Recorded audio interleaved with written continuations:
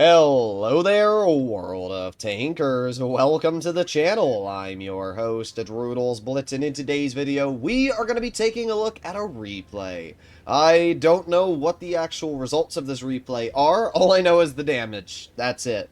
I every now and then like to look at Blitz stars because they have a Hall of Fame when it comes to replays. And I find it more exciting when I witness the battle with you rather than having already seen the replay and then commentating on it after watching it.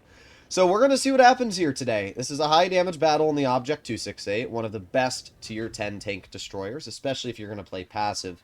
And it's on Canal, which is obviously a great map for using a tank destroyer. Canal has a lot of open areas, and it allows you, well, to do that. 802. What's crazy is that's not even that crazy of a roll. Now, I will say, this player should have backed up immediately after pressing the fire button. Oof, you did 800 damage, but you also lost about 800 health. But, yeah, that was definitely a player moment there. I would recommend after shooting, even if you don't think you're going to get spotted, to still back up because you don't know where the enemy is. Ooh, that was a nice shot there into the enemy AMX 50B. Two shots, 1500 damage dealt. Unfortunately, the WZ-113 GFT is dead. That's tragic. That's absolutely tragic. Clearly, the enemy team is most likely camping, yeah, in the back, just like we can see here. So the 268 is going to aim in, and there you go. Nice 766 shell into the FE2 and 5B183. This is one of those moments I'd probably put on my adrenaline. Alright, well, 263, it was in the open. Almost poking. No shots yet. Oh, there you go, 263. Ah!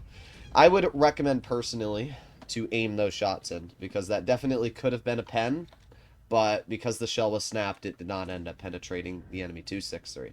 But we got the 50B over here, and... okay, that's a pretty easy shot. It's a very aggressive, high explosive there.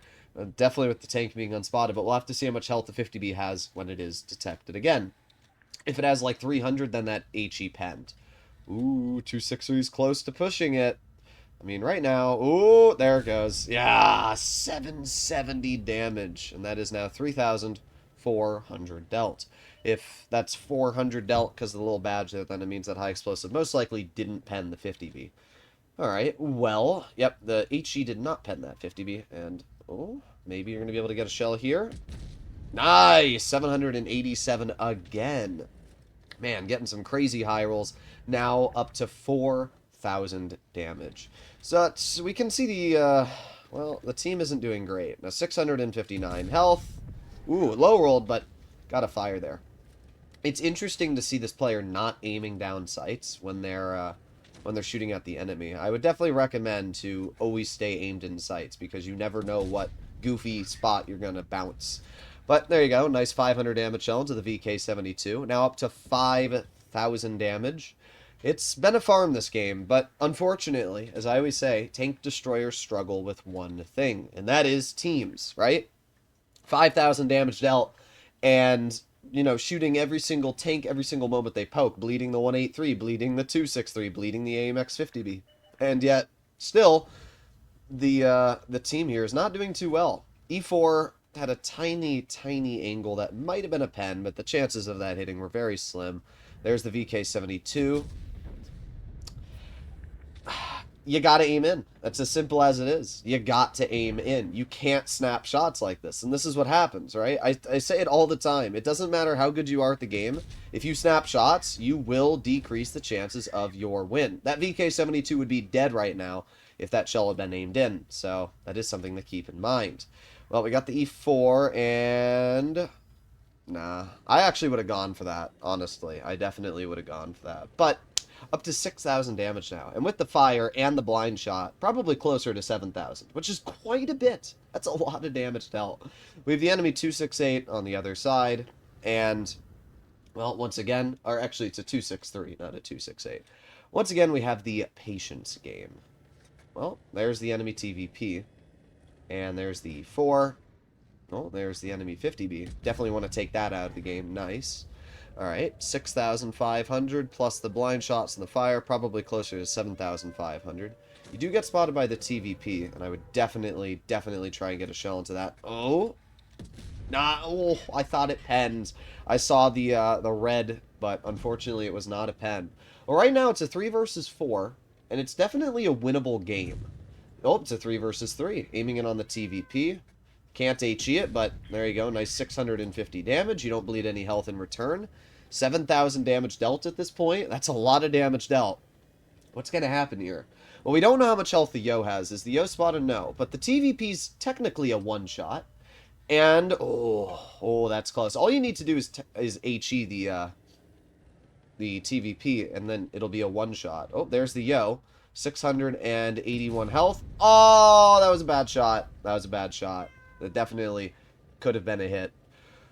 Oh, man. Oh, this is a close game. 770 health TVP, 680 health Yo. This is definitely winnable. Like, this is not a hard win at all. 7,000 damage dealt. The VK is a one-shot. TVP, ooh. As I said, I would just HE the TVP if you get the angle on the track or something, because it's going to lower that player to a one-shot, which would be ideal. I honestly would just poke the bush. I think the 268 is enough camo that you can get away with poking it. Unfortunately, because it wasn't poked sooner, that Yo is able to jump off. And how much health does your teammate have? Not a lot. Yep, there you go. VK72 with 6 health kills your teammate. TVP pokes. Nice shot, but you may have been a little bit too far out. Yeah, TVP manages to get 2 shells into you. 8,000 damage dealt now. The Yo is a one-shot, the TVP is a one-shot, and the VK72 is a one-shot. So what are we going to do here? Well, I think the best play you should still make is you should try poking. Because the problem is, once you allow the enemy to move up to you, you're kind of cooked. I probably would have poked that bush there, or tried to get the TVP taken out. Nice! 680 damage shell. Put on your adrenaline! Now you're going to die to the 6 health VK72. This was a very, very high damage game, and it was well played. But, I'm not going to lie, there were definitely some mistakes in this battle that, if you want my honest opinion, caused this to be a loss. That, honestly, this should have been a win. Oh, my game just crashed. I will set it to my camera and load up the results while we talk here. But what exactly am I talking about by that could have been a win? Well, honestly, that shell on the VK72 alone, if that had actually been aimed in, the one that was snapped, that game would have been a win. Because that VK72 had 6 health, killed you and your teammate. And this is such a good example of why you need to aim in, right? Whenever I do live streams, there's people that always ask me, why are you spending 8 years to aim? And I'm like, because if I miss this shot, it's a lot worse than if I snap the shell. You know, it's just spending 2 seconds to aim is much more beneficial than spending 14 seconds to reload another shell. That's as simple as it is. And that wasn't the only example there. There were definitely a couple examples, especially on that 263, where if a second longer had been taken to aim in that shot, the 263 as well probably would have been penned. So there are a lot of moments in this battle where I do think that misplays because of not properly aiming in actually cause that to be a defeat. Same thing for the Yo. I think that shell on the Yo definitely could have been a hit if it was a little bit better positioned. But it was a really good game, right? I'm not going to sit here and just criticize all day, because it still was an 8,940 damage battle. 3 kills, an ace. Like, obviously, the 268 was not at fault here for this defeat. But I always try to give players advice on how they could have sweeped up a victory here and also dealt over 9,000 damage. And I do think that this game definitely could have been a win if some of those mistakes were avoided. I especially would say don't blind fire high explosive on a tank like that 50B. I would have definitely fired an AP instead of HE at that 50B, because it would have done more damage, about maybe 300 more. So those are always things to keep in mind. But either way, this was a fantastic battle. It was a crazy game to watch. I had no clue it was going to be a defeat. And honestly, I thought it was going to be a win. It was really close to being a win. The Yo was a one-shot, and as we saw, did die. And that left a 6 health VK72 and a TVP that was no health either. So that was a really close game. But unfortunately, it was not a victory. Either way, let me know what you guys thought in the comments down below, and I'll see you all in the next one. Bye-bye.